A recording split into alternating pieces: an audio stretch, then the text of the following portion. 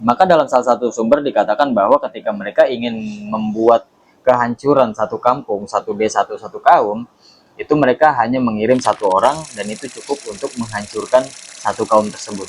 Jadi bisa kita bayangkan bahwa ya sebesar itu dan sekuat itu ternyata kaum Ad. Alright, we are back on TV with me Muhammad Barfata Rizky, dan kali ini kita kembali kepada hikmah kisah, dimana sebelumnya kita sudah membahas tentang Nabi Nuh dengan kesabarannya, dengan perjuangannya yang luar biasa, di mana beliau harus mengorbankan salah dua dari anggota keluarganya, yaitu salah satu dari anaknya, kemudian istrinya, demi menjalankan perintah Allah dan menyelamatkan pengikutnya juga makhluk Allah lainnya. Dan kali ini kita akan kembali melanjutkan hikmah kisah yang keempat, juga dari nabi kita yang keempat, yaitu Nabi Hud alaihissalam. Namanya diabadikan di dalam salah satu surat dalam Al-Quran, yaitu Hud. Itu menjadi surat ke-11 yang berjumlah 123 ayat. Sebelum lanjut, alangkah bijaksananya ketika gue menghimbau teman-teman semua untuk subscribe. Jangan ketawa, subscribe sekarang. Udah? Terima kasih. Yuk lanjut, ini dia hikmah kisah Nabi Hud alaihissalam.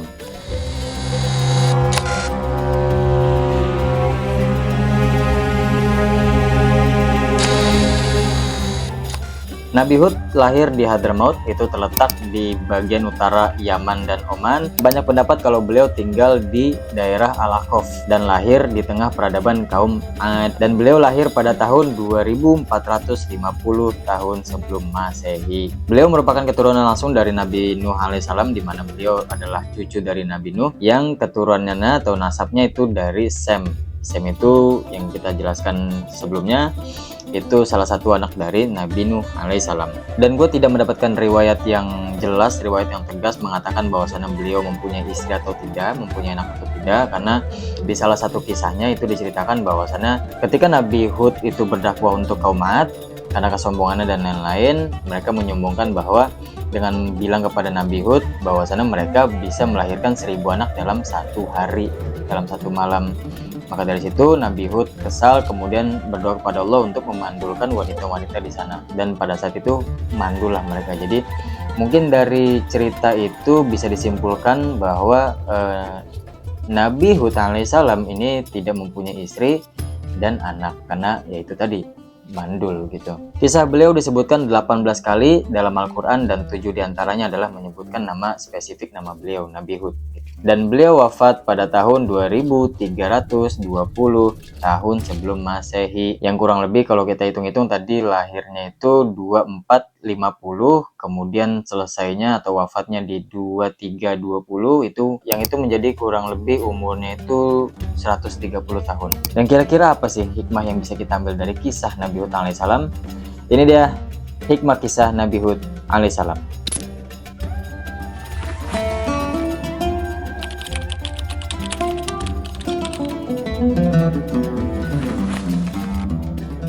Dalam dakwanya sebagaimana menjadi nabi yang selalu saja ada ujiannya, Nabi Hud mempunyai tantangan tersendiri, yaitu dimana beliau dihadapkan dengan kaum Ad. Kaum Ad ini diberikan oleh Allah itu berpostur yang sangat besar, tapi justru dengan postur yang besar, dengan kekuatan yang besar, itu justru mereka menggunakannya dengan suka sekali melakukan hal-hal kekerasan atau kemungkaran yang lainnya. Selain itu, kaum Ad adalah kaum yang sangat makmur, dan salah satu kegemaran mereka adalah membuat monumen-monumen dan gedung-gedung megah. Jadi selain besar, selain kuat, mereka juga dikasih kehidupan yang sangat makmur, di mana tumbuhan, peternakan, dan bahkan sumber air juga mereka sangat subur di sana. Jadi ya mereka sangat unggul lah dibanding kaum-kaum lain gitu. Tapi dengan semua kelebihan yang telah Allah kasih, alhamdulillah hujan. Tapi dengan semua yang sudah Allah kasih kelebihan kepada kaum Ad, itu menjadikan mereka sangat sombong, seolah-olah hidup di atas angin gitu. Karena mereka sudah merasa sudah berkuasa atas banyak hal gitu ya. Karena memang pada saat itu mereka unggul dari siapapun, dari kelompok manapun gitu. Sehingga mereka sangat sulit sekali menerima ajarannya Nabi Hud, dakwahnya Nabi Hud yang menyerukan tentang tauhid untuk menyembah hanya Allah saja. Yang mana pada saat itu kaum Ad itu menyembah berhala dan menjadi kaum pertama yang menyembah berhala setelah kejadian, setelah azab yang menimpa orang-orang kafir yang tidak mengikuti Nabi Nuh alaihissalam. Dari sini kita bisa belajar bahwa jika kita melakukan hal yang baik dan benar, baik ke orang lain maupun ke orang-orang yang sekitar kita yang kita sayang, itu tidak mudah untuk kemudian menyadarkan mereka. Atau mungkin jangankan untuk menyadarkan, tapi bahkan untuk diterima saja mungkin sangat sulit gitu, apalagi kemudian sadar terus berubah jadi lebih baik. Tapi walaupun begitu, kita sebagai manusia tetap berkewajiban, tetap bertugas untuk kemudian kita menyampaikan hal-hal yang baik, hal-hal yang benar. Namun sebelum itu semua kita lakukan, tentu saja kita dibaliknya harus mempunyai bekal-bekal agama, bekal-bekal ilmu, bekal-bekal wawasan yang cukup untuk kemudian kita menyampaikan ke orang lain. Ketika kita sudah mempelajari banyak hal, ketika sudah kita mempunyai cukup bekal untuk menyampaikan sesuatu, maka itu memungkinkan kita mudah diterima omongan kita buat orang lain. Dan kemudian memungkinkan mereka atau banyak orang lainnya untuk mendengarkan kita. Memang tugas kita hanya menyampaikan saja, dibalik itu orang lain mau terima atau tidak, mau sadar atau tidak, mau berubah atau tidak, itu udah nggak penting lagi. Yang penting kita sudah menggugurkan kewajiban kita untuk menyampaikan pesan, untuk menyampaikan pesan-pesan yang baik dan benar.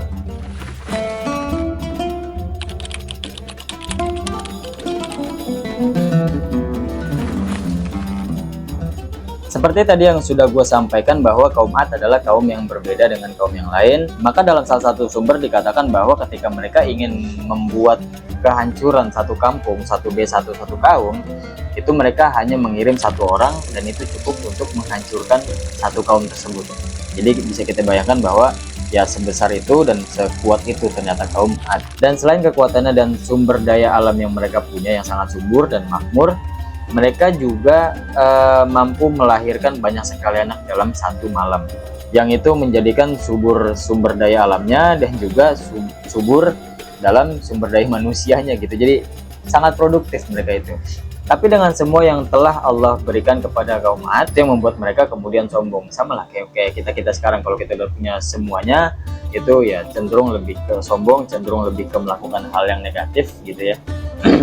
Sama seperti kaum Ad, itu contohnya justru dari kaum Ad, mereka punya segalanya, mereka bertubuh besar, mereka kuat, kemudian mereka sombong dengan berkali-kali menolak ajaran, berkali-kali menolak dakwahnya Nabi Hud alaihissalam yang menyuruhkan Tuhan itu cuma Allah, yang kalian sembah itu kalian mengada-ngada sendiri, yang kalian buat sendiri kemudian kalian sembah. Dan saking bebalnya ini kaum, saking sombongnya ini kaum, itu justru ketika mereka mendengarkan atau Nabi Hud datang untuk mendakwahi mereka malah memberinya ejekan gitu. Bahkan di Al-Quran itu disebutkan bahwasanya mereka sempat berdebat antara Nabi Hud dengan kaum Ad ini. Dan yang paling pecahnya bukan cuma mengajak Nabi Hud, tapi kaum Ad ini sampai menantang azab dengan bilang kepada Nabi Hud, kalau misalkan emang lu bener dan kita salah dan lu menjanjikan azab turun kepada kita, mana coba turunkan. Begitu.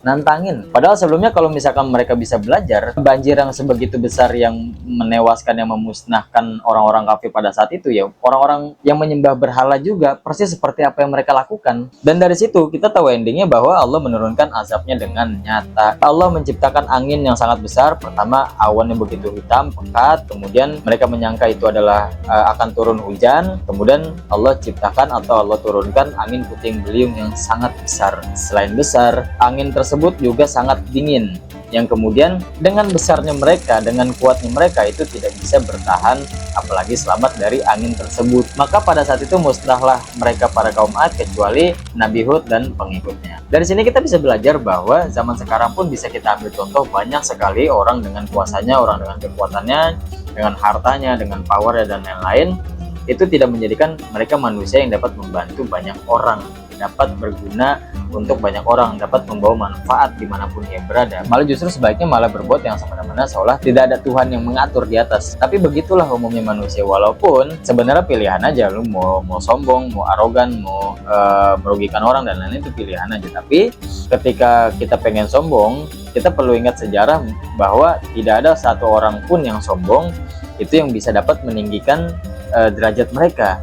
yang kemudian menyelamatkan hidup mereka di dunia dan di akhirat gitu. Jangankan di akhirat, di dunia aja nggak selamat. Seperti halnya iblis dengan wujudnya yang buruk rupa, kemudian Fir'aun dengan tenggelamnya, kemudian Raja Namrud dengan lalatnya, dan sekarang kaum Ad dengan kekuatannya, dengan apanya segala macam, bahkan tidak berdaya apa-apa.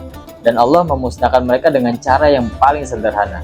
Dan cara sederhana yang Allah ciptakan untuk memusnahkan kaum Ad adalah lewat angin. Dan itu semua hanya akan menjadi bukti bahwasanya kesombongan itu hanya membuat kita jatuh, hancur, hilang, dan tidak ditangisi.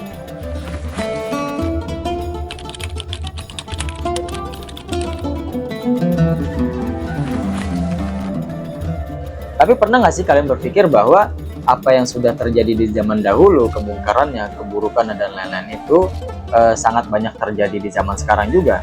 Yang itu semua jika kita biarkan, kita coba normalisasi, itu hanya akan berujung kegagalan, itu hanya akan berujung kehancuran. Dari sini kita bisa belajar bahwa mempertahankan hal buruk, mau dipertahankan seperti apapun, mau dinormalisasi dalam bentuk apapun, mau didukung dan dikembangkan seperti apapun, itu tidak akan merubah statusnya menjadi hal yang baik.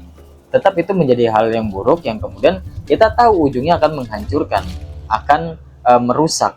Walaupun gue sangat mengerti bahwasannya di era sekarang adalah era yang everybody follow to everybody, everybody listen to everybody, yang mana ini juga gue manfaatkan seperti yang kalian lihat ini. Tetapi kita juga perlu paham bahwa cara memanfaatkan situasi, cara memanfaatkan atau beradaptasi di zaman sekarang itu berbeda-beda. Dari cara masing-masing itulah yang menentukan dan membedakan kita secara hasil, nilai, dan reputasinya. Ya, jadi itulah kira-kira hikmah kisah yang kita bisa pelajari dari kisah Nabi Hud alaihissalam. Kalian boleh baca-baca lagi, kalian boleh nonton-nonton lagi dari sumber-sumber yang lain. Dan kalau kalian merasa ada informasi yang kurang, ada informasi yang salah, dan lain-lain, kalian bisa komen di kolom komentar. Siapa tahu komenan kalian bisa menjadi informasi yang perlu gua dan teman-teman lain ketahui dan pahami bersama. Alright, sejatinya gua membuat ini adalah menjadi pembelajaran diri sendiri dan semoga bisa menjadi pembelajaran untuk kalian juga. I'll see you guys soon. Terima kasih.